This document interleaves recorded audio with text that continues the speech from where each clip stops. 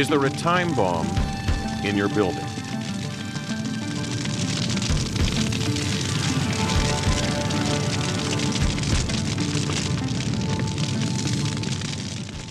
Boilers and pressure vessels are relatively simple machines that have been around for over 2,000 years, but have been of use to industry only during the last 150 years. There are many types, designs, and sizes of boilers and pressure vessels in existence. Boilers and refrigeration machines are everywhere people are.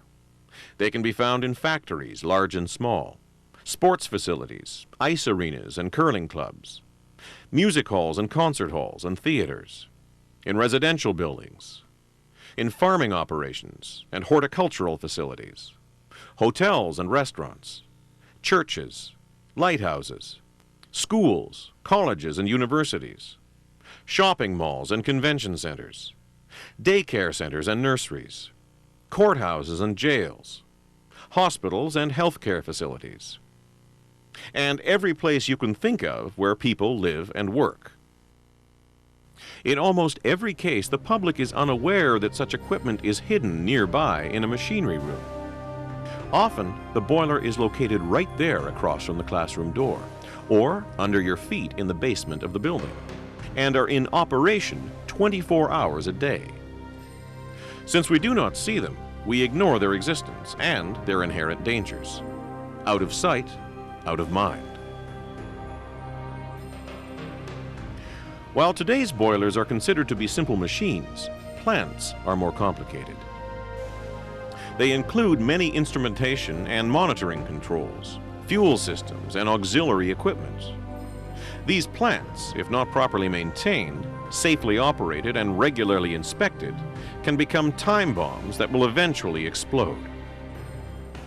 When a boiler or pressure vessel explodes, it releases vast amounts of energy. Almost always, the results are catastrophic and cause much damage and injury to property and people. In these days of difficult financial times, shortfalls, cutbacks, and downsizing, boilers and plant safety may fall victims to the sharp budget knife. Those who take chances and cut corners by eliminating operating personnel, minimizing maintenance budgets, and overlooking possible danger signals in order to save money will eventually pay the price, and a heavy price it is. During the last 10 years, 125 persons have been killed and over 3,500 have been critically injured in thousands of devastating boiler and pressure vessel explosions. Accidents take place in factories and power generation stations, in mines, farms and ice arenas, and in schools and hospitals. Can these accidents and tragic deaths and injuries be prevented? The answer is yes. Yet the questions plant administrators usually ask when making financial decisions are, when was the last time we had an accident in our boiler plant? Or, how much will that cost us to do it right? These are the wrong questions. The important questions to ask are, how many injuries or deaths would it take before we can do things right? How much money will we pay after a catastrophic explosion has occurred? And the main question is, will we wait until a disaster strikes before we take proper preventative action? The questions that the public ought to ask of those who are responsible for the administration and operation of boilers are, how safe are the people in the shopping malls? How safe is the public in our arenas, curling rinks, and other public assembly buildings? How safe are the patients, nursing staff, and doctors in our hospitals and other public health facilities? And how safe are the children in nurseries and daycares, schools, colleges, and universities? All of the provinces and territories, and most of the states in the USA, have laws that will provide adequate protection if complied with. Unfortunately, in some cases, lack of knowledge and information about these laws leads to less than adequate protection and care of this equipment. Most accidents in boilers, refrigeration, and pressure vessels can be prevented by following a few simple rules. 1. Ensure that your plant operates in compliance with jurisdictional regulatory authority laws and is designed and constructed in accordance with national and international accepted codes and standards, such as the Canadian Standards Association codes, CSA B51 and CSA B52, and the American Society of Mechanical Engineers codes, ASME Section 1, ASME Section 4, and other relevant sections. 2.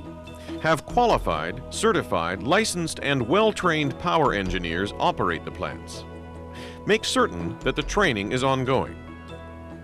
Many institutions, such as the British Columbia Institute of Technology, the College of New Caledonia, Kwantlen University College, and others, provide training and education to persons who are responsible for the operation of boiler and refrigeration plants.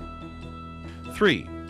Establish a well-documented and organized preventative maintenance program and ensure that it is being adhered to.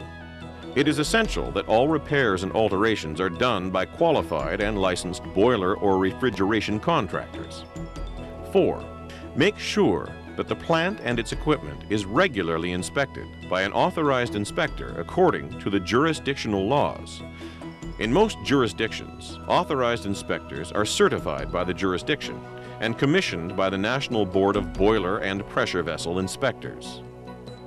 By following these simple rules, a plant will not only be much safer, but will operate more efficiently and cost-effectively. It will last longer and cost less to maintain.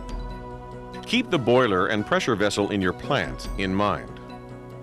Don't let a catastrophe remind us what should have been and could have been done to prevent it. Protect your facility, your employees, the public, and our children by eliminating a time bomb from your plant.